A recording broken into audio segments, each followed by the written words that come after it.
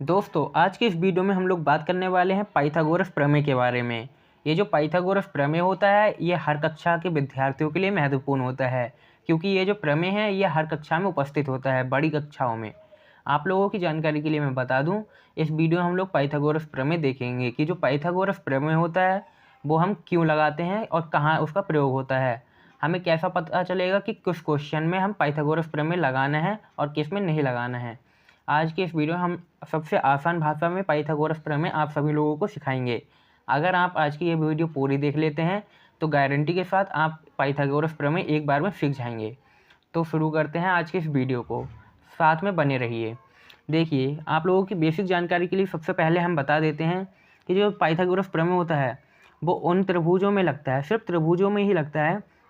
और त्रिभुज की जो कंडीशन है वो इस तरह से होनी चाहिए, जैसे इसमें ये समकोण दे रखा है, समकोण त्रिभुज, जिसमें भी इस तरह का एक एंगल होता है। जिस भी त्रिभुज में इस तरह का एक एंगल होता है, इस एंगल को हम 90 का एंगल बोलते हैं। जिसमें भी ये 90 का एंगल होता है वो त्रिभुज समकोण त्रिभुज कहलाता है। जो समकोण त्रिभुज है उसमें हमें दो भुजाएं ऑलरेडी दे रखी होती हैं, बाकी एक भुजा हमें ज्ञात करनी होती है। जब हमें एक भुजा ज्ञात करनी होती है तब हम पाइथागोरस प्रमेय लगा देते हैं। लेकिन ये ध्यान रखना कि जो 90 का एंगल है अगर ये किसी त्रिभुज में नहीं है तो हम पाइथागोरस प्रमेय उस त्रिभुज में नहीं लगा सकते। तो देखिए, पाइथागोरस प्रमेय जो है उसका एक फार्मूला होता है। आप लोगों को नहीं पता है तो वो मैं आपको बता देता हूँ। जो फार्मूला है वो इस तरह से होता है कि कर्ण स्क्वायर बराबर आधार स्क्वायर प्लस लंब स्क्वायर। देखिए, आप लोगों को और मैं बता देता हूँ, जो कर्ण स्क्वायर है, जो हमारी ये वाली भुजा होती है, ये तिरछी जो भुजा होती है, इस भुजा को हम कर्ण स्क्वायर कहते हैं, कर्ण कहते हैं इस भुजा को। और ये जो इस तरह से नीचे होती है इसे हम आधार कहते हैं। और ये जो भुजा है, ये जो सीधी सीधी गई है, लंबी लंबी जो भुजा है, इसे हम लंब कहते हैं। और इसी से मिला के ये फॉर्मूला बना होता है। कर्ण का मतलब ऊपर वाली लाइन, आधार का मतलब जो सबसे नीचे होती है ये वाली लाइन होता है, और लंब का मतलब होता है जो सीधी खड़ी होती है लाइन, उस लाइन को हम लंब कहते हैं। तो देखिए, जो कर्ण है, कर्ण कितना है हमारा 13 दे रखा है, तो हम इसमें लिख देंगे 13। और जैसा ब्रैकेट लगा हुआ है ऐसा ही लगा देंगे। जो स्क्वायर है उसके ऊपर वो स्क्वायर हम नीचे लगा देंगे। बराबर का चिन्ह दिया है, बराबर का भी लगा देंगे। आधार स्क्वायर है, आधार देखिए हमें नहीं दिया है तो हम लिख देंगे BC, क्योंकि जो आधार है वो हमें दिया नहीं है लेकिन हमें BC है। यहाँ आप लोग X लिख सकते हैं, फिलहाल मैं BC लिख देता हूँ। तो यहाँ पे हम लिख देंगे BC, और इस पर भी स्क्वायर लग जाएगा क्योंकि इसके फॉर्मूले में स्क्वायर होता है। प्लस का चिन्ह है तो प्लस का लगा देंगे। उसके बाद है लंब स्क्वायर। तो लंब देखिए हमें 12 सेंटीमीटर दे रखा है, तो हम लिखेंगे 12 ब्रैकेट के अंदर और ऊपर स्क्वायर लगा देंगे। अब आप लोगों ने छोटी कक्षाओं में ये पढ़ लिया होगा कि जो वर्ग होता है वो किस तरह से होता है। फिलहाल मैं आप लोगों को फिर भी बता देता हूँ एक बार। संख्या अगर ब्रैकेट में है और उसके ऊपर इस तरह की घात लगी होती है तो उसका मतलब क्या होता है। जैसे ये 2 की घात लगी हुई है तो जो ब्रैकेट के अंदर संख्या होती है उस संख्या की उसी संख्या से एक और बार गुणा होती है, उसी को हम घात कहते हैं, या स्क्वायर भी उसी को कहते हैं। जैसे ये 13 लिखा हुआ है, 13 के ऊपर 2 है, मतलब हम 13 लिख देंगे। इधर मैं आपको बेसिक समझा देता हूँ थोड़ा। जो 13 है उसे लिखेंगे, उसके ऊपर एक ये लिखा हुआ है तो उस पर गुणा का चिन्ह लगाएंगे और फिर ये 13 लिख देंगे। अब इन दोनों की मल्टीप्लाई यानी गुणा करके जो भी आंसर आएगा वो हम इधर लिख देते हैं। तो इसके जो गुणा करेंगे तो हमारा आएगा 169। इसी चीज़ को स्क्वायर कहते हैं। BC का स्क्वायर होगा तो BC पे स्क्वायर लग जाएगा, बस इतना ही होगा। अब हम 13 का स्क्वायर करेंगे तो कितना आएगा, 169 आएगा, तो हम 169 लिख देंगे। 169 बराबर का चिन्ह है, बराबर लगा देंगे। BC है, BC की जगह कोई संख्या नहीं है तो हम इस अल्फ़ाबेट के ऊपर ही स्क्वायर लगा देंगे, लिखेंगे BC का स्क्वायर। प्लस का चिन्ह है तो प्लस का ही लगा देंगे। और 12 का स्क्वायर है मतलब 12 की 12 से गुणा। आप लोग देखिए एक बार, 12 × 12 करेंगे तो बराबर करके कितना आएगा, 144 आएगा। तो हम यहाँ पे 144 लिख देंगे, 144।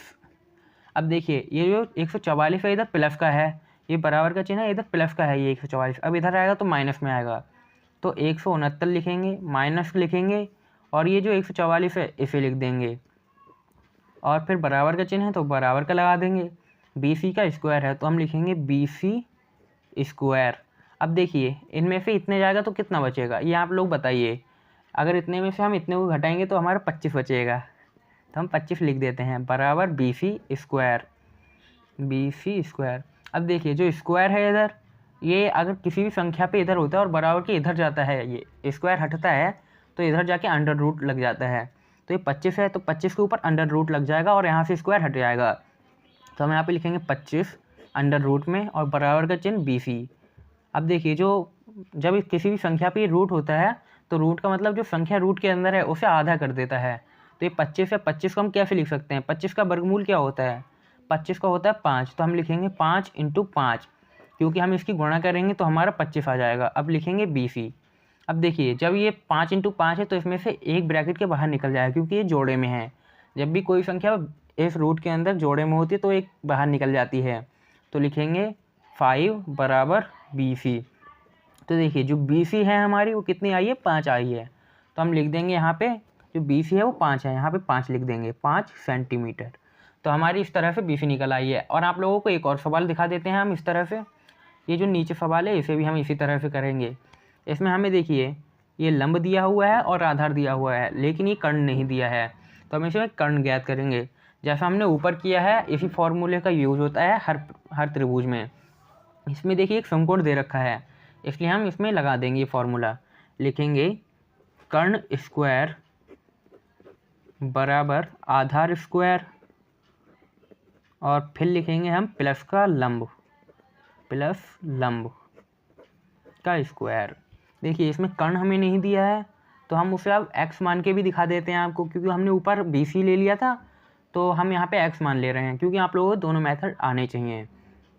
हम यहाँ पे x मान के करते हैं इस बार। आप लोग चाहें तो P और R भी लिख सकते हैं। तो हमारा जो कर्ण है वो हमारे स्क्वायर में दिया है, तो हमारे कर्ण यहाँ पे x माना है हमने, तो हम यहाँ पे लिखेंगे x, ब्रैकेट क्लोज करेंगे और स्क्वायर लगा देंगे, बराबर का चिन्ह भी लगा देंगे। हमें आधार कितना दिया हुआ है? हमें आधार दिया हुआ है 3 सेंटीमीटर, तो हम यहाँ पे लिखेंगे 3 और स्क्वायर, प्लस का साइन है तो प्लस का लगा देंगे। लंब हमें दिया रखा है 4 सेंटीमीटर, तो हम 4 सेंटीमीटर लिख देंगे और ऊपर ब्रैकेट का क्लोज करके स्क्वायर भी लगा देंगे। जो x है x का स्क्वायर करेंगे तो क्या आएगा? x स्क्वायर आ जाएगा। तो हम यहाँ पे लिख देंगे x स्क्वायर, बराबर का चिन्ह लगा देंगे, फिर आएगा 3।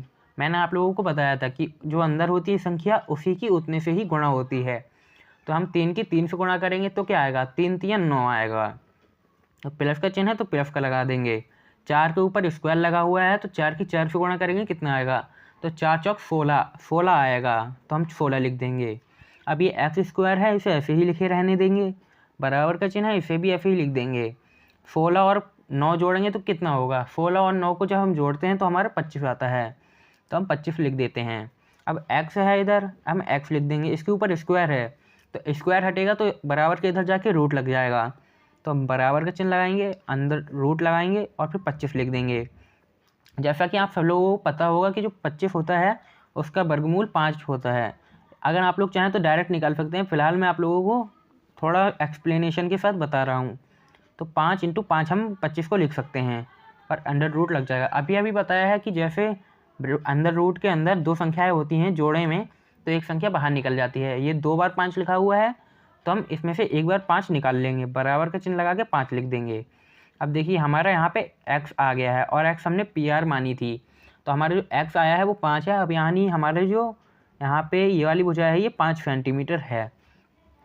आई होप, मुझे उम्मीद है कि आप लोगों को ये सवाल पूरी तरह समझ में आया होगा। हम इस चैनल पे हमेशा ही मैथ की इंफॉर्मेटिव वीडियो लेकर आते हैं। अगर आप लोगों को ये थोड़ा बहुत भी इंफॉर्मेटिव लगा हो और आप लोगों को समझ में आया हो तो कृपया हमारी वीडियो को लाइक करने के बाद चैनल को सब्सक्राइब भी कर देना है। बाकी आप लोग हमें बता दीजिए कि अगली वीडियो आपको किस टॉपिक पे चाहिए। तब तक के लिए हम चलते हैं।